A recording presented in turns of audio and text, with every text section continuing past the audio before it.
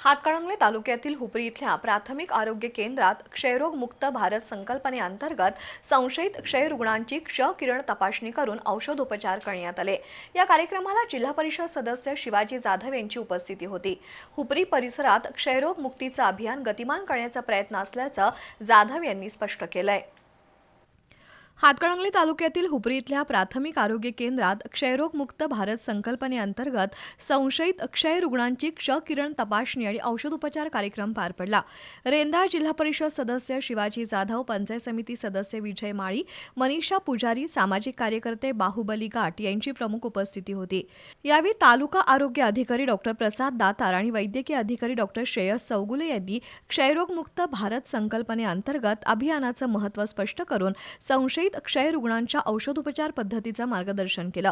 यावेळी संशयित 70 क्षय रुग्णांचे एक्सरे काढून औषधं वितरित करण्यात आली। या कार्यक्रमाचं स्वागत प्रयोगशाळा वैज्ञानिक अधिकारी सागर पवार यांनी तर प्रास्ताविक महेश पाटोळे, मधुकर लाटकर यांनी केलं। दरम्यान केंद्र आणि राज्य सरकारच्या क्षयरोग मुक्त भारत संकल्पनेअंतर्गत हुपरी परिसरातील क्षय रुग्णांना लाभ मिळवून देण्यासाठी हे अभियान ग्रामीण भागात गतिमान करणार असल्याचं प्रतिपादन जिल्हा परिषद सदस्य शिवाजी जाधव यांनी केलं। कार्यक्रमासाठी हुपरी परिसरातील आशा स्वयंसेविका आणि सर्व अधिकारी कर्मचारी उपस्थित होते।